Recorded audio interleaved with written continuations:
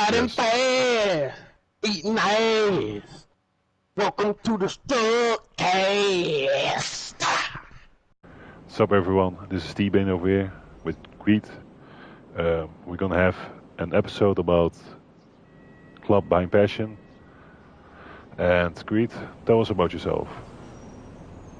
I'm Greed. I've been in this club for Striker MC for over 8 years. Yeah, that's basically why I am. I'm a striker guy, through and through. Okay. He's gay. Great. And what is your rank? I'm currently Sergeant Arms Striker MC. Yeah. Yep. And like you're not sergeant, but you been like for like 8 years in the club. How long been a sergeant? Or you also been on the ranks before? Yeah, so I've been Sergeant Arms, I think, for about a year and a half now. I've been the secretary of the club, been the vice president, I've been the head enforcer. So I've jumped around different parts of the club in different areas and done different jobs, stuff. Like, yeah, that's what I've done. Different jobs. Okay. And before Striker MC, which clubs have you been before? Shitty clubs. No, old. I jumped around about a good year, I think, or two. Probably a year. When I was 16, I was going around, jumping between like real life clubs, outlaws, Laughing Devils, bullshit like that. Until I finally wound up here, which was a real club, and I think one of the only real clubs in the community. Why is that?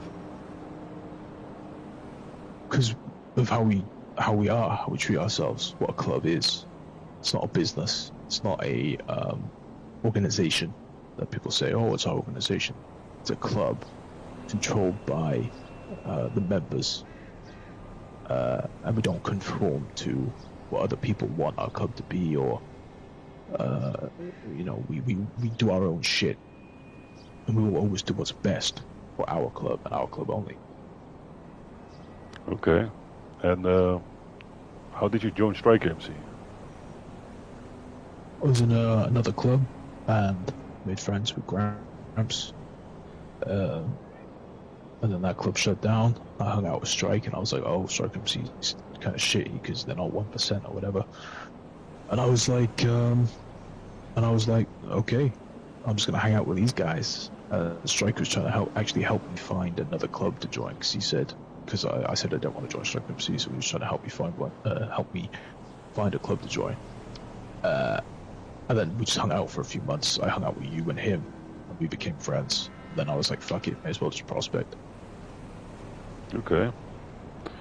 And what are you proud of Striker MC from all those 8 years?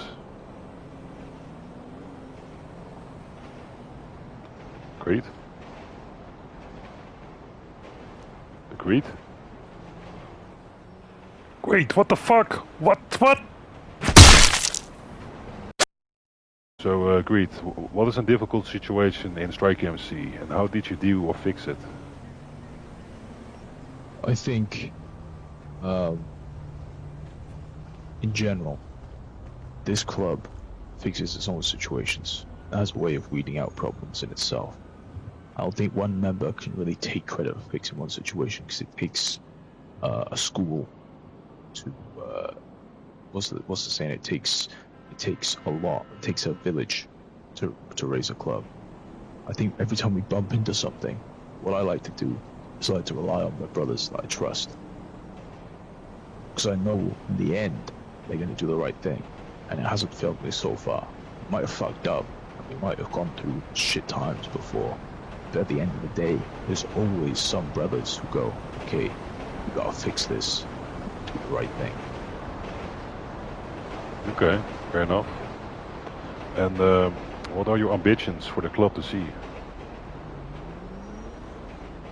This club right now, because of its bones and because of its structure, should be the best club in the community. I think it is already to a certain extent on how we operate. I think in the future, I'd love to see a lot more strikers. I want to increase our patching rates. I want to have more guys. Again, obviously numbers aren't everything, quality over quantity, but I do value numbers. And I think a club of our rep should be bigger. And I think we can be. I want multiple charts again. I want to go and have that big experience. You know, the dream is a lobby full of striker patches would be great. 30 guys, multiple charters, if not more. I don't think that's a crazy thing to want, because I think, and I know, we can do that. Okay. You've been 8 years in this club, right? And you see a lot of things. And I know you have passion. Why do you have passion, and what inspires you to just to keep going forward?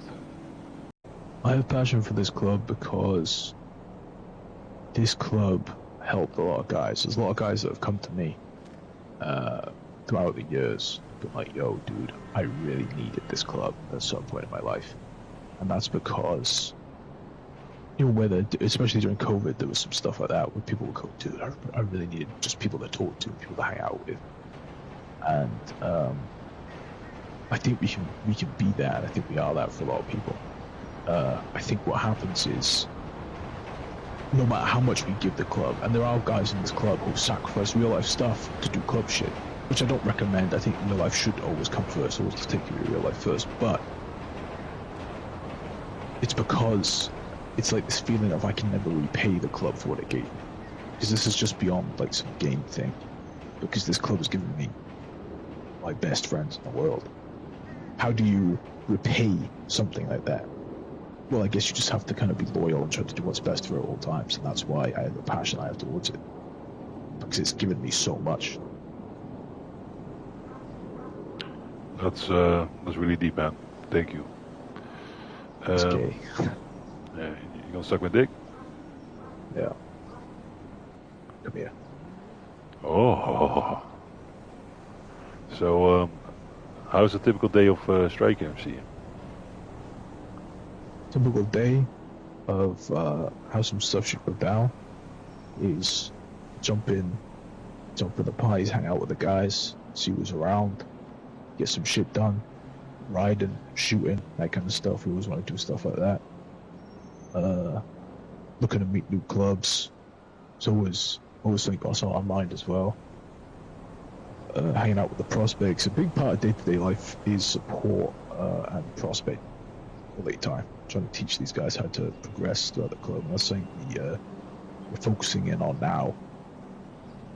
So yeah, there's events and stuff obviously in between, but an average day, I think you gotta be around, be on GTA, and spend some time with your recruits. Is probably our number one duty on a day-to-day basis.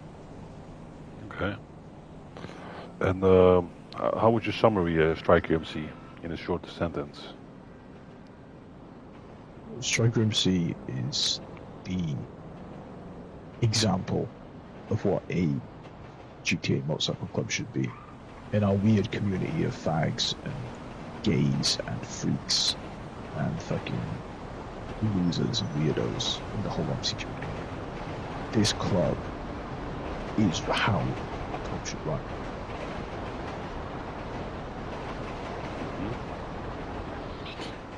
And what makes SFC different than other clubs?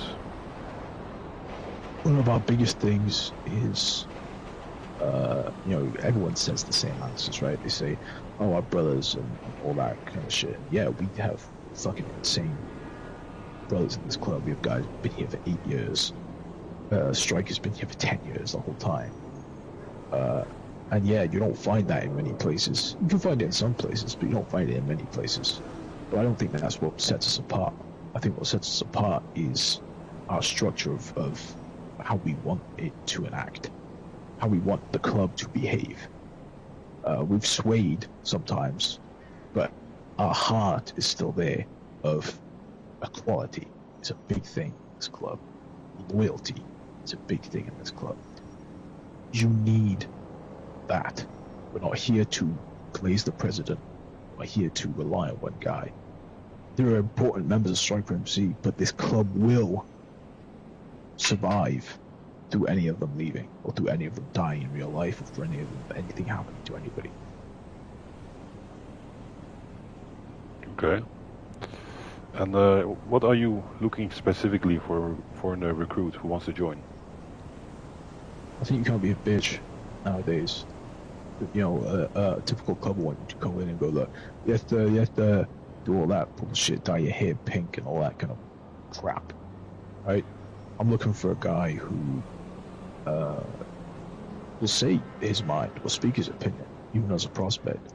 You need to respect some ranks. You need to understand the rank of patch members, officers in their situations where they have the say. But as a support and a prospect, say what you think is wrong.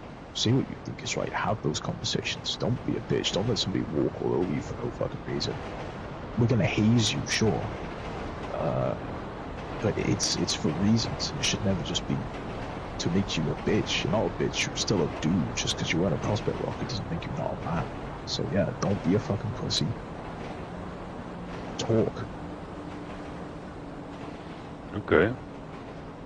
I cannot agree more.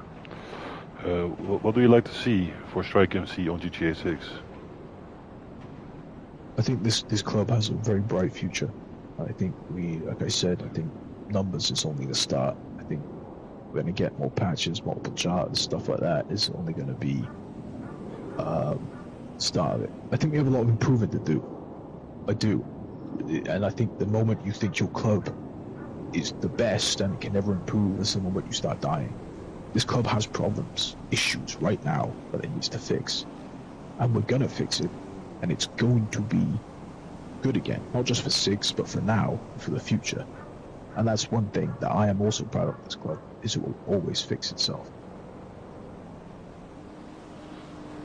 Okay. And what would you like to make a change on the community, if you can? Less pedos would be great in the community. Amen. that would be pretty great. Community in general, though, a bunch of them are fucking freaks and losers. You can't really change that. I mean, most of our guys are too. We're fucking weirdos, right? But community-wide, man,